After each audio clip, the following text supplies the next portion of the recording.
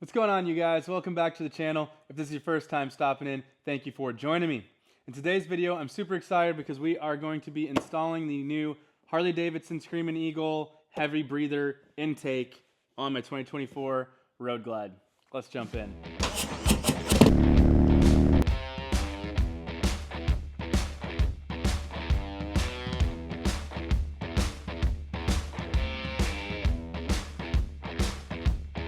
Alright, you guys, so we have the entire kit here.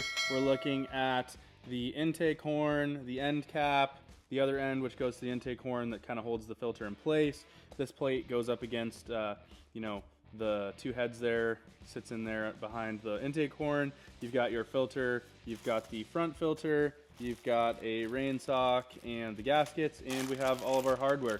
You go ahead and open this stuff up and figure out where we're going to start with removing the stock intake. All right, you guys, so as we remove the stock intake, I think I'm gonna go ahead and talk to you guys about what kind of led me to make the decision to go with this Screamin Eagle intake, and talk about kind of what my favorite options are on the market, if I were to wait, what I would go with, etc. So originally, I wanted to go with the Trask intake. The clear cover, it looks absolutely phenomenal. I have their Trask Derby cover. I think it's a really cool looking piece. I would have liked to have gone that route. Now, having said that, I contacted Trask and asked them when we could be expecting those intakes. And they said about a month.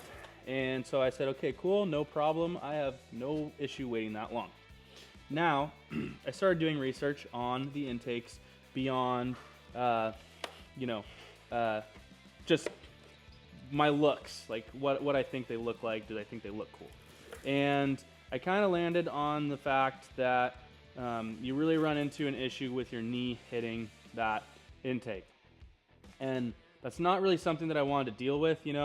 I'm already running more inset foot controls and everything, so having to kind of work my knee around that big intake was going to be a problem for me.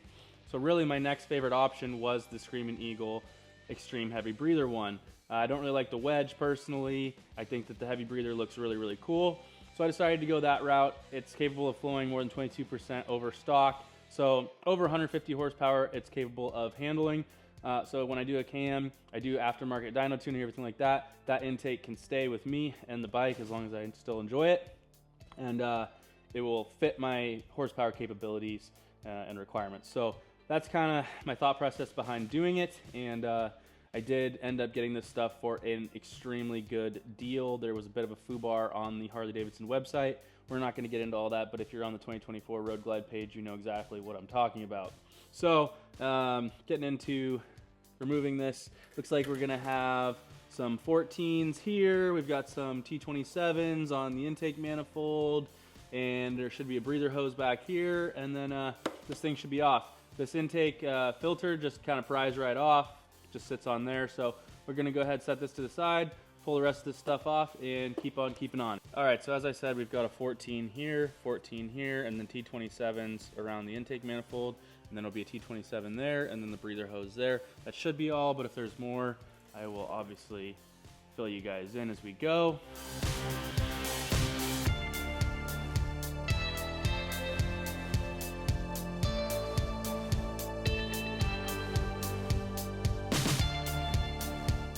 And should just be this breather hose here. I'll just give this a little wiggle.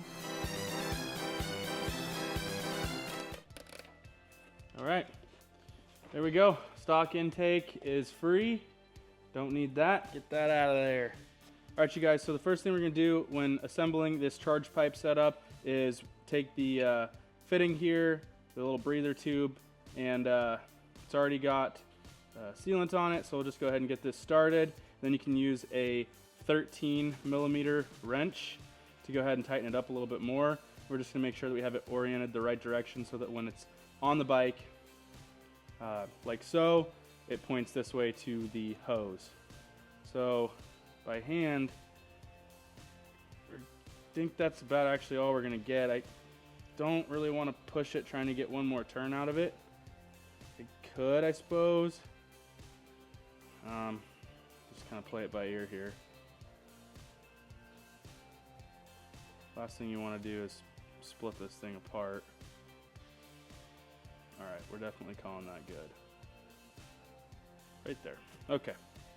So, think about 4 full turns in there. Anyways, you got it pointed towards the intake there, so that's going to be correct. And we can go ahead and now, if you're using the stock intake manifold on the bike, you're going to use this intake manifold adapter ring here. It only goes one way with these notches, so just slip it on in there. Good to go. Next thing we're going to do is make sure the surface is nice and clean, and we're going to go ahead and take this gasket here, remove the adhesive backing, and stick it on. As you can see, there's a notch here, notch there. Only goes one way. Good to go. And we can go ahead and bolt this loosely up to the bike. All right, looks good. Go ahead and stick that on.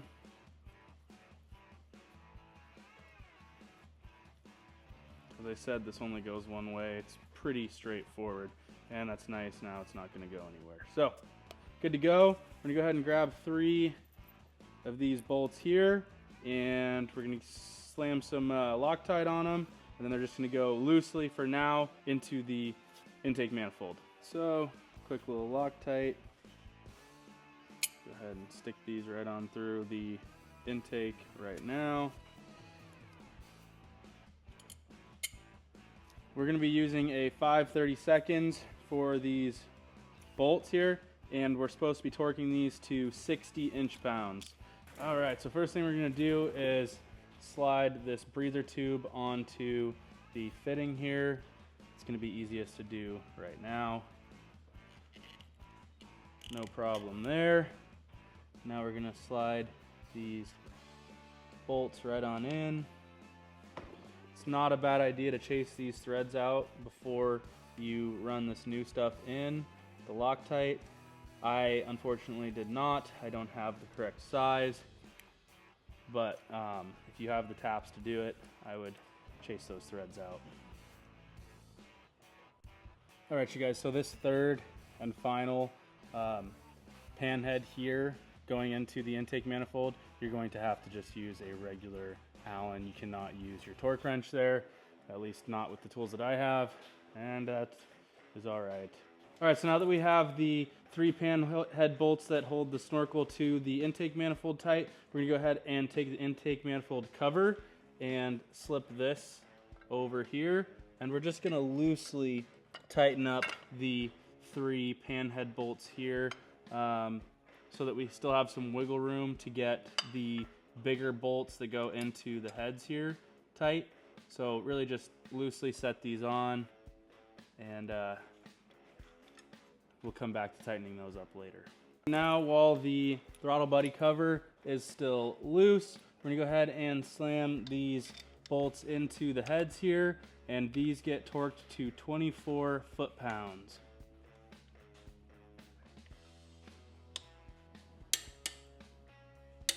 So now that we have those torqued up to 24 foot-pounds, we can go ahead and tighten these other 3 pan heads up the rest of the way, and these are going to go to 60 inch-pounds, just like the other ones. So now we're going to take the filter housing here.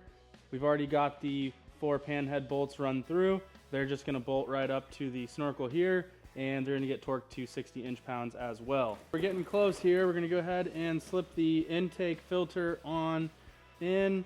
And it goes this way, where you have this part, as it seats in there, it can collapse and make a good seal. This front filter piece here slips in and fits perfectly within the front of the filter here. And that way you can just replace this front filter section when you need. And yeah, so slip that in. Make sure it seats in there nicely. Got the front filter in there as well. Take our end cap here, make sure everything's seated in correctly, and then we're just going to go ahead and tighten up those 4 bolts, and we are done. All right, quick little wipe down wax job here. Get her looking real nice for final view for you guys. Now, I don't know if you can hear, but it is absolutely pouring outside right now. And I'm really hoping to take the bike to work in just a few short hours, because the next 7 days is supposed to be fantastic 70-degree weather here. And I'd love to be able to ride after work and that. So I think I'm willing to go ahead and ride in the rain on my way to work. Now, to do that, Harley Davidson gives us a rain sock. So I'll take a quick look at what that looks like on here. Just slips over. It's good for dust, debris, and rain. It's gonna help make sure that you don't suck anything up that you don't want. I really like the idea to just stop, slap it on like that quick, and you're good to go. So let's take a quick look at this. This thing looks absolutely phenomenal. It's gonna flow all of the air I need it to. Really, really good, aggressive look. I really like that Harley Davidson uses a black fitting there so that it doesn't stand out too bad. You know, with this SP Concepts exhaust, we now have a full stage 1 setup here. All we need to do is tune it with the Harley Davidson Pro Street Screamin' Eagle tuner, which will be in my next video for you guys, so stay tuned for that. Down the line, we will be doing dyno tuning and a cam and some other things, but for now, this is what we're gonna be running with. And really quick, I'll show you guys how my knee interferes. So here I am, foot in the middle of the floorboard, comfortably where I ride. I am 5'10", 30-inch inseam, and I have over an inch of clearance between the intake and my knee. I'm in my shin. I'm gonna go ahead and say almost 2 inches. And then when I go ahead and I reach for the brake, I mean, I'm still not hitting. Like I have plenty of room, and I'm actually pretty far up on the brake. I normally wouldn't be that far. I'd normally be about there. So yeah, this intake in no way interferes with my leg, and that was a huge concern. As much as I like the Trask intake or like an SNS teardrop or any of those other round filter options, I'm not willing to sacrifice my ability to reach the controls comfortably and sit comfortably on the bike for a look. I'm just not willing to do it. So this filter is a great option. It's not in the way of my leg at all. My leg doesn't even hit it. So it's completely out of sight, out of mind in that aspect. It's capable of flowing big numbers, 22% over stock. If you have big heads and a cam, 150 horsepower, this will still meet the demands of whatever your tune is. So that's a nice option as well in that aspect. It's a Screamin' Eagle Harley Davidson part, so pair this with the Pro Street tune and it is completely under warranty. You know, that's a very good option for someone that's trying to maintain their warranty. This was a quick and easy install. It took me less than an hour to have a couple beers with your boys, knock it out. I think it's gonna be a really cool upgrade.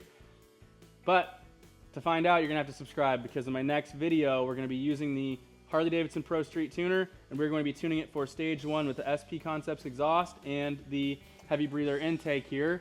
And we're gonna see kind of what my butt dyno thinks of it. So don't forget to give this video a thumbs up, comments, questions, concerns down below, and we'll catch you guys in my next off week.